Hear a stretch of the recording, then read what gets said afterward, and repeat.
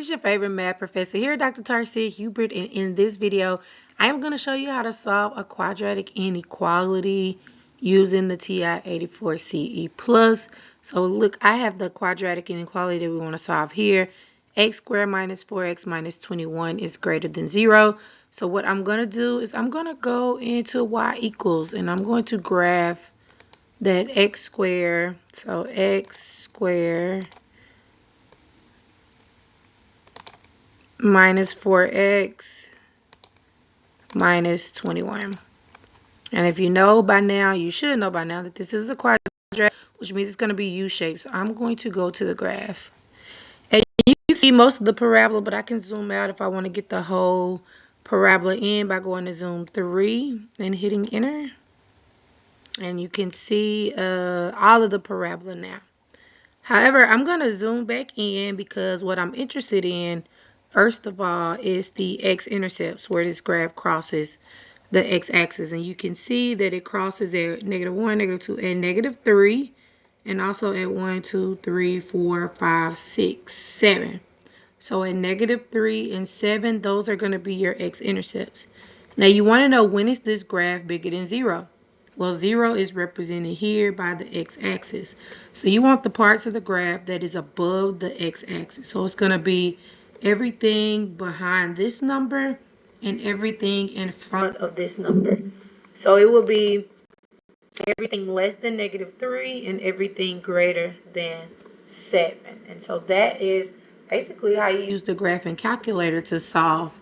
Now, what I do want to show you is that sometimes the x-intercept may not be as clear, and so you can find the x-intercept by going to second trace or calc and then going to 0, which is number 2. That will calculate the zeros for you. I'm going to calculate this one on the left first, so I'm going to scroll my cursor to the left. It says left bound, so it wants me to get anywhere to the left of that point and hit enter.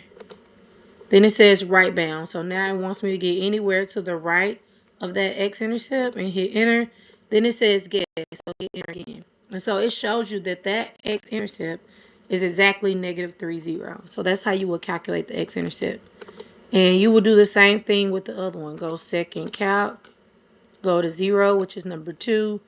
And you want to scroll this anywhere to the left. I'm going to get a little bit closer to it. Anywhere to the left of that 0. We're getting there. We're at 4. You see? Okay.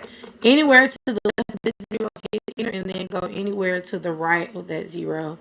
And hit enter, and then hit enter and guess. And that shows you that that 0 is 7, 0. So again, your answer would be, in interval notation, it would be -infinity to -3.